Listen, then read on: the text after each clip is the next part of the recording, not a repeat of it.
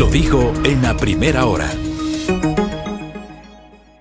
Muy bien, 7:08 de la mañana, gracias. Seguimos aquí en nuestro espacio a primera hora por Sonorama, la gran señal nacional, y comencemos con la ronda de entrevistas correspondiente a la jornada del día de hoy. Mañana les sigo hablando de los episodios estos que recoge la historia y que tienen que ver con las incoherencias de nuestros políticos, porque hay un montón, créanme. Seguramente con los que tengo anotados todavía igual me quedaré corto. Que nuestros políticos se caracterizan por aquello, por la incoherencia. A ratos tratan de maquillar o tratan de explicar lo inexplicable. Y como yo he insistido, las alianzas, los acuerdos, los pactos, las negociaciones, los cabildeos son normales en el ejercicio de la democracia. Son sanos, pero tienen que ser transparentes. Y el problema es ese, que a ratos no hay transparencia en esos acuerdos. Bueno, el tema es que desde ayer en horas de la tarde está en vigencia la Ley Orgánica para el Desarrollo Económico y Sostenibilidad Fiscal tras la pandemia COVID-19, que fue el proyecto, originalmente fue un proyecto, de urgencia en materia económica que envió el presidente de la República el 28 de octubre a la Asamblea Nacional. Los episodios ocurridos el día viernes 26, que los hemos comentado, ayer lo compartimos con ustedes, hoy vamos a seguirlos comentando el día de hoy, obviamente con nuestros invitados, derivaron en que el Ejecutivo interprete que efectivamente no hubo un pronunciamiento expreso por parte de la legislatura, se cumplió el plazo a las 23 horas con 59 minutos del sábado y a partir de las 0 horas del domingo el Ejecutivo tenía luz verde para disponer la publicación en el registro oficial del proyecto de ley. Efectivamente, así lo hizo el presidente de la República. Ayer Lasso envió una comunicación al registro oficial y el registro oficial en horas de la tarde ya publicó en su tercer suplemento la ley que hoy es ley de la República. Claro, muchos dicen, ¿ahora qué se puede hacer? Vamos a hablar justamente sobre esta materia con un especialista, el doctor Gustavo Chiriboga, que nos acompaña. Él es jurista, además, él es especialista en temas legislativos y también en temas constitucionales. Doctor, qué gusto, bienvenido, buen día. Fabricio, muy buenos días. Belkis, buenos días. Muchas gracias por la invitación, qué gusto poder acompañarlos esta mañana. Gracias al doctor Gustavo Chiriboga por acompañarnos. A ver, publicada la ley ya puede ser susceptible de algunos recursos. Podrían ir a la Corte Constitucional, alguien podría presentar un proyecto de reformas, un proyecto derogatorio. Bueno, hablemos un poquito de qué caminos podrían tener aquellos sectores que desde el viernes han insistido en rechazar lo que pasó en la Asamblea Nacional y que, bueno, en el fondo sabían que era inminente el Ministerio de la Ley. Doctor. Gracias, Fabricio. Mire, el proyecto de ley calificado de urgencia en materia económica, como todos conocemos, según lo prescribe el artículo 140 de la Constitución, tiene un tratamiento especial, justamente por ser calificado con esta, digamos, particularidad. Y esa calificación hace que se lo tramite, como usted bien lo ha señalado, en el plazo máximo de 30 días. Es decir, tiene un procedimiento extraordinario, diferente, por supuesto, al que se utiliza para todos los proyectos de ley. Esta regulación en torno a los proyectos de ley calificados de urgencia en materia económica también tiene reglas particulares. Por ejemplo, el hecho de que si es que no se lo aprueba dentro de los 30 días, pues entonces empieza a regir por el Ministerio de la Ley. Y otra regla particular que tiene justamente este tipo de proyectos de ley, en el párrafo final del artículo 140 se señala que en cualquier tiempo podrá ser derogado o modificado esta regulación que ha entrado en vigencia por el Ministerio de la Ley, por tener, digamos, la particularidad de ser un decreto ley.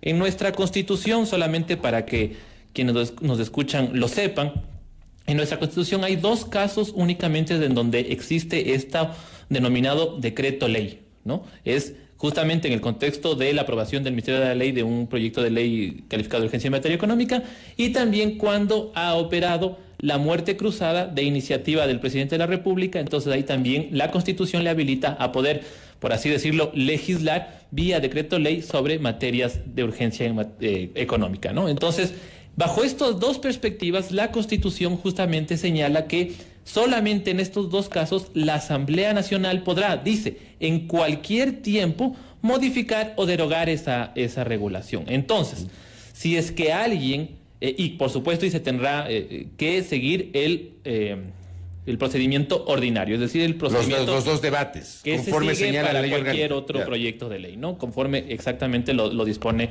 la ley orgánica de la función legislativa. Entonces, Bien podría ahora, entonces, y una vez que ya ha empezado a regir esta ley, bien podría un legislador o un bloque de asambleístas presentar una reformatoria o una derogatoria a esta ley que se la ha denominado como de desarrollo económico, ¿no? Entonces, esa es, digamos, una de las vías que tendría el legislativo para poder, si vale el término, tirar abajo esta ley que ha sido tan criticada por algunos sectores. Pero hablemos, por ejemplo, del escenario de la derogatoria. Tendría que presentarse un proyecto de ley derogatorio de la ley, que tiene que seguir su trámite, primero y segundo debate, luego de ello, tras ser aprobado en el Pleno, pasa al Ejecutivo, y el Ejecutivo en su calidad de colegislador bien puede vetar totalmente la ley, lo cual sería infructuoso. Así es, Belkis.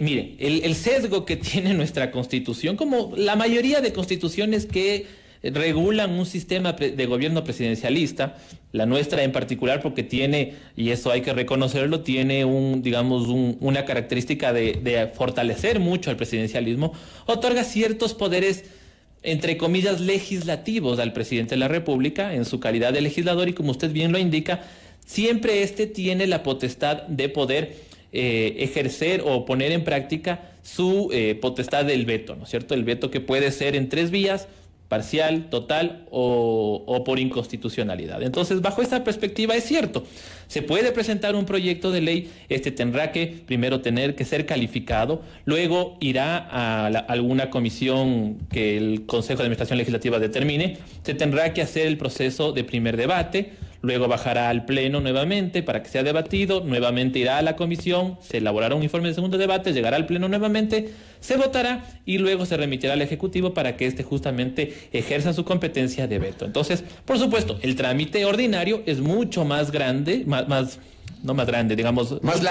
largo que el trámite extraordinario que se prevé para los proyectos de ley calificados de urgencia en materia económica. A ver, pero ahí me salta una duda y sí quiero que quede claridad, porque claro, ayer leía yo que alguna gente decía que que hay un candado, ¿no? Que para este tipo de proyectos vinculados al tema tributario, los legisladores no pueden presentar proyectos de ley por sí mismos, sino que esa es una atribución netamente del Ejecutivo.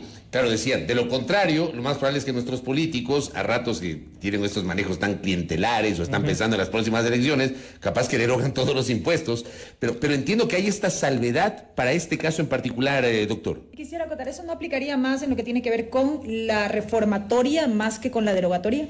Sí, a ver, es verdad que el artículo 135 de la Constitución dispone que el presidente de la República tiene competencia sobre iniciativa legislativa exclusiva en incremento de gasto, división político-administrativa del país y justamente en materia impositiva, es decir, crear, modificar o derogar impuestos. Esa es la regla general, ¿no? Y esto va acompañado también con lo que señala el artículo 134 de la Constitución, que dispone quiénes son las entidades o las personas que tienen competencia para presentar proyectos de ley. Ahora bien, ante la inacción de la Asamblea, ¿no es cierto?, ante la inacción del Legislativo, no me estoy refiriendo a esta Asamblea en particular, sino a la función legislativa, ¿no es cierto?, ante la inacción, el legislador constituyente ha previsto un mecanismo de, digamos, solventar esta inacción, ya sea porque no se ha pronunciado dentro de los 30 días que le permite la Constitución y la ley respecto de proyectos calificados de urgencia en materia económica, o porque ha sido disuelta por el presidente. Por eso yo les decía, solamente en 2 casos particulares. Esas son las 2 salvedades que hay. Esas 2 salvedades, porque son decreto ley. Mire usted que justamente en un país que se supone que tiene que haber una división de poderes, ¿no es cierto?, una división de funciones, se supone que el llamado a legislar es la Asamblea, ¿no? Entonces no se concebiría dentro de la teoría democrática que un presidente pueda legislar por sí solo, ¿no es cierto? Entonces, bajo esa perspectiva, ante la inacción de la función legislativa en estos 2 escenarios, es que el legislador constituyente ha previsto 2 salvedades para que ésta pueda retomar, digamos así, su función de reformar o modificar leyes. Y por eso, en estos 2 casos particulares de decretos ley, le otorga la Constitución a la Asamblea la posibilidad de modificar en cualquier momento esta normativa que ha entrado por el Ministerio de la Ley. Este fue el escenario, y también te pregunto a ti, Belkis, porque tú debes haber cubierto eso. Ese fue el escenario del impuesto verde, ¿verdad? Correctamente. Ya. Correctamente. A ver, recordemos ese episodio, porque creo que es el ejemplo más cercano. Sí, es del ejemplo más de esta cercano. norma que estás señalando. Justamente ese es el precedente. Yo lo decía ayer en mis cuentas de redes sociales. Justamente ponía este ejemplo, que usted bien lo trae a colación, Fabricio, y Belkis, por supuesto, se recordará por haber estado también cubriendo esto. Recuerden ustedes que en el año 2019 se abre el debate en torno a la derogatoria del impuesto verde, y es el legislador, su tocayo, Fabricio Villamar. Fabricio, el asambleísta Fabricio Villamar, quien presenta un proyecto de ley justamente para derogar este impuesto verde, ¿no? Tenía otro nombre que me parece que es el impuesto para el ambiente, algo así. Entonces, él presenta un proyecto de ley. El impuesto a la contaminación ambiental. Correcto. Se llamaba así. Eso es. Este impuesto verde que ustedes recordarán gravaba, digamos, o imponía una obligación tributaria respecto de quienes eran propietarios de vehículos de acuerdo al motor y al año, etcétera, ¿no es cierto? Entonces, el legislador Villamar en aquella época presenta un proyecto derogatorio justamente de este impuesto. Y se traba, digamos, esta discusión en asamblea, y es la unidad de análisis, la unidad técnica legislativa, ¿no es cierto? Es la que empieza a realizar el análisis de este proyecto de ley y solicita también un criterio jurídico al coordinador jurídico de la asamblea de la época. El coordinador jurídico de la asamblea en aquel momento emite un pronunciamiento, un informe, que le sirve también de insumo a la unidad técnica legislativa, y finalmente se califica ese proyecto de ley y luego fue tramitado, y hoy día, digamos, ya no tenemos este impuesto verde porque efectivamente fue derogado, ¿no? Hay que decir también que ahí, digamos, sobre la marcha, el expresidente Lenín Moreno también presentó un proyecto derogatorio de este impuesto y finalmente los dos se unificaron. Si es que esto no habría sido posible, entonces, Fabricio y Belkis, no se habría calificado este proyecto de ley, y ahora tendríamos toda la posibilidad para presentar de pronto una demanda de inconstitucionalidad justamente sobre esa derogatoria, pero no ha ocurrido, nadie lo ha objetado, y tendría que seguirse la misma lógica para este tipo de proyectos de ley. Ahora bien, sobre esta tercera vía, una eventual demanda de inconstitucionalidad a la ley que ahora ya está vigente tras su publicación en el registro oficial, ¿qué y cómo se debería argumentar ante la Corte Constitucional para que pueda proceder una acción de inconstitucionalidad?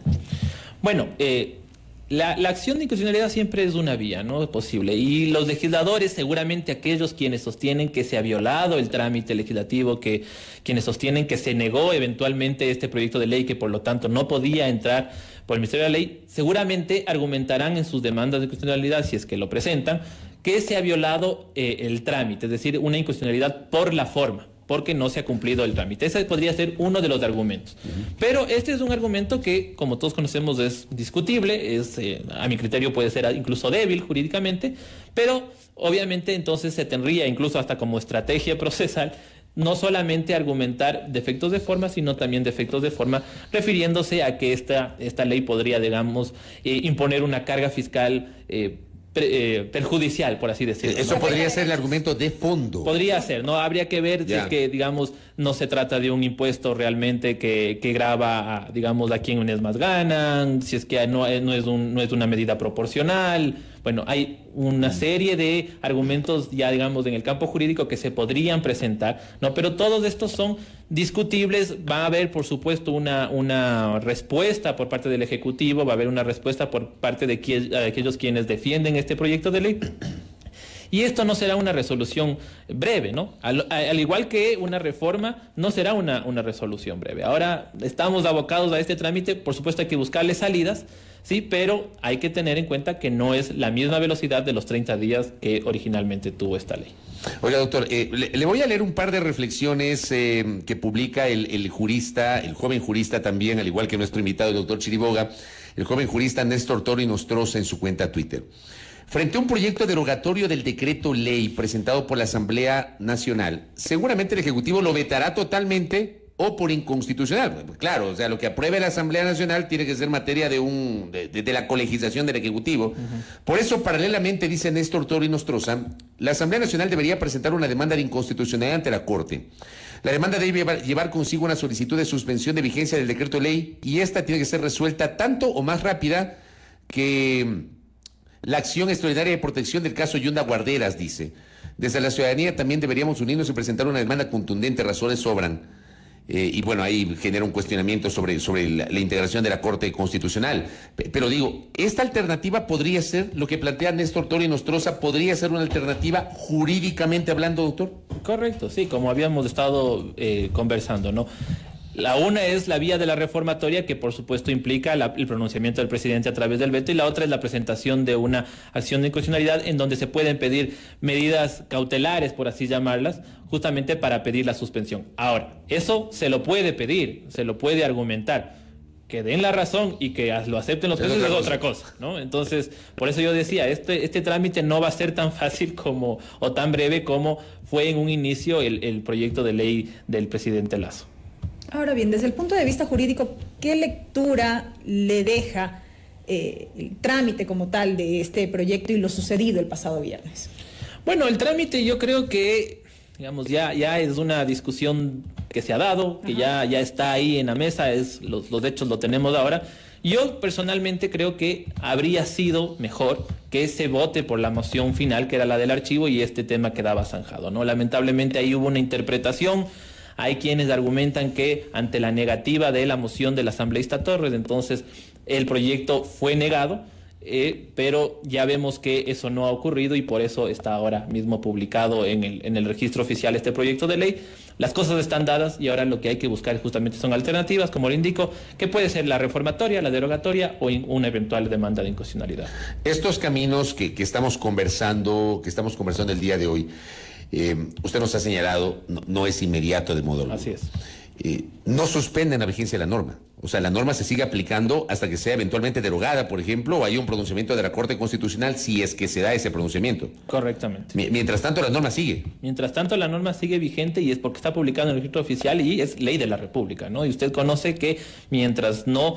Las cosas en derecho se deshacen como se hacen, dicen, ¿no? ¿Cierto? Entonces, mientras no se la derogue por la vía legislativa o no se la expulse del ordenamiento a través de una sentencia de la Corte Constitucional, va a seguir vigente, ¿no? Puede ser que exista una medida, digamos, provisional, una medida cautelar, para que se me entienda, que emita la Corte Constitucional disponiendo la suspensión. Suspendiendo la suspensión, pero eso, insisto, puede ser que ocurra como puede ser que no ocurra, ¿no? Y eso, si es que eso se ordena, entonces no regirá la ley mientras dure esa suspensión y se resuelva el caso, ¿no? Yo le veo, digamos, un poco complicado ese escenario porque además solo el hecho de ser admitida la demanda seguramente ya nos toma mucho más de un mes. Eso implicaría que, por ejemplo, si alguien presenta una demanda, eso va a la cola, o sea, cumple un orden cronológico o podría generarse algún tipo de excepcionalidad, doctor. En el trámite de la Corte me refiero desde el momento de la admisión inclusive. Usted sabe que los tiempos en el Ecuador a veces responden mucho a la coyuntura política, entonces también habrá que ver cuál es el escenario político, cuál es el contexto social, si es que a partir de esto hay una presión ciudadana también, pues de pronto ahí la Corte actúe con más celeridad. Pero si es que ya un poco nos cruzamos de brazos y decimos y las cosas están dadas, seguramente esto entrará a la cola y será tramitado como un caso más de los que tiene la Corte. Tal vez me pongo a pensar, perdón, Belkis, tal vez me pongo a pensar en por ejemplo, cómo la Corte tomó una resolución, justamente lo que decía Néstor Toro, en el caso Yunda Guarderas, con la acción extraordinaria de protección. O sea, creo, si mal no recuerdo, creo que hubo una decisión para priorizar ese trámite por la naturaleza del momento que se estaba viviendo. Así es. Claro, la Corte podría, digamos, tomar esa decisión, pero insisto, eso dependerá de la coyuntura. Usted sabe que en nuestro país a veces las cosas más responden a la coyuntura que al propio derecho, ¿no? Entonces, bueno, habrá que ver qué dice la Corte al respecto. Una vez iniciado el trámite de una acción de inconstitucionalidad, en estricto rigor de lo que dicen los plazos, ¿cuánto tiempo podría tomar? Bueno, una acción de inconstitucionalidad podría tomar años inclusive, ¿no? No es algo así muy breve. Realmente tome en cuenta que primero tiene que ser admitida la demanda, luego tendrá que ser sorteada a uno de los jueces, luego el juez tendrá que elaborar un proyecto de sentencia, ese proyecto de sentencia tendrá que ser analizado por el Pleno de la Corte Constitucional. Ese pleno también sobre esa decisión puede surgir algún criterio diferente, entonces los otros jueces podrían emitir un voto salvado, ¿no es cierto? todo esto luego tendría que ser sometido ya a la decisión del Pleno de la Corte Constitucional para que finalmente se vote y se apruebe la sentencia. Entonces no es algo muy rápido que digamos, y ya hemos visto en otros casos que los casos de inconstitucionalidad pueden tomar incluso muchísimo tiempo. Oiga, doctor, ya en el balance, ¿qué lecciones nos deja todos estos episodios que estamos viviendo hoy? Lo que pasó en la Asamblea Nacional, las interpretaciones tan variopintas que le están dando inclusive al tema de las mociones, la moción de Francisco Jiménez, la moción de Esteban Torres, la moción de Carlos Zambrano, la moción de Mireya Pazmiño. Pero digo, ¿qué lecciones, usted por ejemplo que es un estudioso y apasionado de esos temas, qué lecciones ha dejado esto? Bueno, yo creo que las lecciones que les quedan principalmente a los legisladores es un poco también escuchar, ¿no? Escuchar también a quienes un poco tienen la experiencia y el conocimiento sobre la materia legislativa. Yo creo que por el ímpetu a veces de lo político se prioriza más el tema, digamos, o la coyuntura política sobre lo técnico. Entonces yo creo que es un llamado de atención a los legisladores para que un poco regresen a ver también qué es lo que dicen nuestras leyes, cuál ha sido la práctica parlamentaria históricamente que se ha dado en el Pleno de la Asamblea Nacional, pues y también un poco, insisto, escuchar a quienes hemos también estado dentro del legislativo y un poco podemos recomendar qué es lo que se tiene que hacer, ¿no? La necesidad de una nueva reforma, quizá la ley de la función legislativa, considerando que podría ser más precisa en ciertos apartados, por ejemplo, en lo que tiene que ver con la formulación de mociones. Correcto, ¿Quizá? sí, podría ser que se tenga que precisar en la ley nunca es absolutamente, digamos, correcta. Por supuesto que se la tiene que seguir revisando. Yo creo que ahora mismo se ha trabado una discusión que recordará usted, Fabricio y Belkis, que ustedes son periodistas de mucha experiencia en el legislativo. Ahora se ha dado una interpretación o una discusión en torno a la palabra negar, ¿no? Siempre hemos escuchado, quienes hemos estado en el legislativo, que más bien siempre se ha ido por el lado del archivo, ¿no? Siempre hemos escuchado el archivo. Recordarán ustedes que incluso a la Asamblea Nacional las comisiones han presentado informes sugiriendo el archivo en el primer debate y nadie se ha puesto a discutir si es que la palabra es negar o archivar, ¿no? Ahora es una discusión que se la está dando en este momento. Entonces, es más, yo recordaba, y lo hice ayer, el episodio del 17 de noviembre del 2019, cuando la Asamblea Nacional, a partir de la moción presentada por los asambleístas Raúl Tello y Vicente Almeida, planteó negar y archivar el proyecto de ley de transparencia fiscal que había sido presentado por el presidente Moreno, también como urgente en materia económica. Correcto. O sea, ya tenemos ese antecedente, por eso me llama la atención que hoy se discute el término archivo cuando ya tenemos este antecedente inclusive. De acuerdo, sí. Como le indico, ahora se pone una discusión de que, bueno, la Constitución no nos habla de archivar, no nos habla de que se puede. Incluso hay quienes dicen que, como en el 140 no se habla del archivo, entonces los proyectos de ley calificados de urgencia en materia económica no podrían archivarse, cuando usted bien lo ha dicho ahora, no solamente en ese episodio, sino en muchos otros también se han archivado. Lo que pasa es que yo recuerdo ese que es el más reciente. El más reciente, llegó un proyecto de urgencia en materia económica. Tal vez es el antecedente más reciente, porque además legisladores de ese sector político que hoy dicen que no existe el archivo votaron por esa moción de negar y archivar. Por eso me llama la atención eso. Sí, realmente yo creo que, bueno, en política todo argumento es posible, ¿no? Ustedes lo conocen.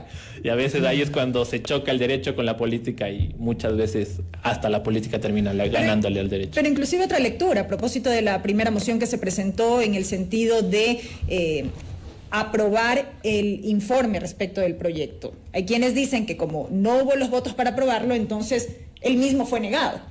Mire, si es que fuera así, entonces habríamos tenido una serie de archivos en la Asamblea Nacional, ¿no? Respecto de no solamente de proyectos de ley calificados de urgencia en materia económica, sino muchísimos otros. Usted, Belkis, recordará que han habido una serie de proyectos de ley que en el momento de llegar a la votación no alcanzan los votos ni para archivar ni para aprobar y queda un poco en ese limbo que lamentablemente tiene como defecto siempre nuestro proceso legislativo, ¿no es cierto? Y lo mismo ocurre al interno de las comisiones. ¿Y qué es lo que ocurre luego? Se vuelve a someter a votación, se vuelve a buscar alguna vía para poder volver a votar y tomar una resolución. Por supuesto, en este tipo de proyectos eso ya no se lo puede hacer tantas veces porque obviamente el margen del tiempo es muy corto.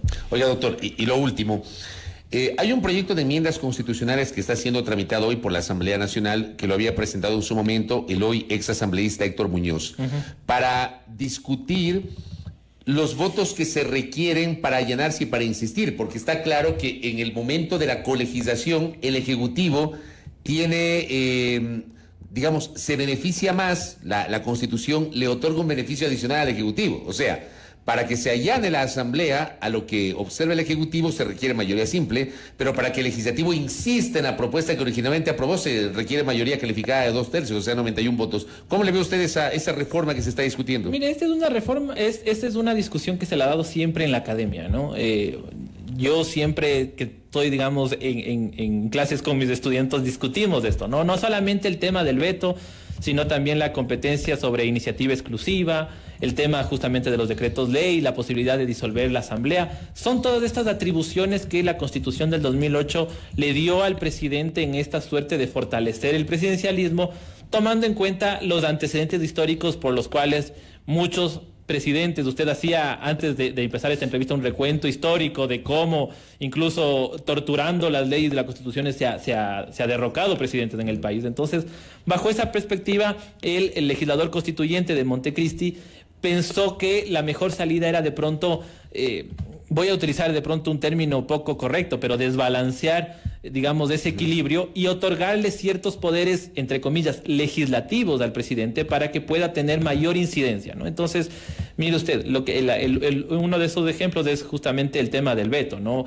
Mientras que para insistir en lo que se ha aprobado por la Asamblea se requiere las 2/3 partes, es decir, una mayoría calificada. Para allanarse a lo que dice el Ejecutivo se requiere una mayoría absoluta. Yo creo que sí es importante repensarse estas lógicas en las cuales, por, digamos, darle cierta gobernabilidad o estabilidad a los presidentes, también lo que se ha terminado es más bien fortaleciendo ese presidencialismo que a veces hace que quien tome la última decisión en materia legislativa no sea la Asamblea, sino el Ejecutivo. Doctor, gracias por estos aportes para el debate, muy gentil, a muy usted, amable. muchas gracias, Fabricio y Belkis, qué gusto poder acompañarlos. Gracias al doctor Gustavo Chiriboga, conversando aquí en A Primera Hora sobre los caminos que podrían darse, ¿no? La derogatoria, la demanda de inconstitucionalidad, la reformatoria. Bueno, hay un montón de caminos que se pueden seguir y que nos ha expresado nuestro invitado en esta mañana, el jurista Gustavo Chiriboga. 7 de la mañana con 35 minutos. Primera plana. Todas las noticias, todas las voces.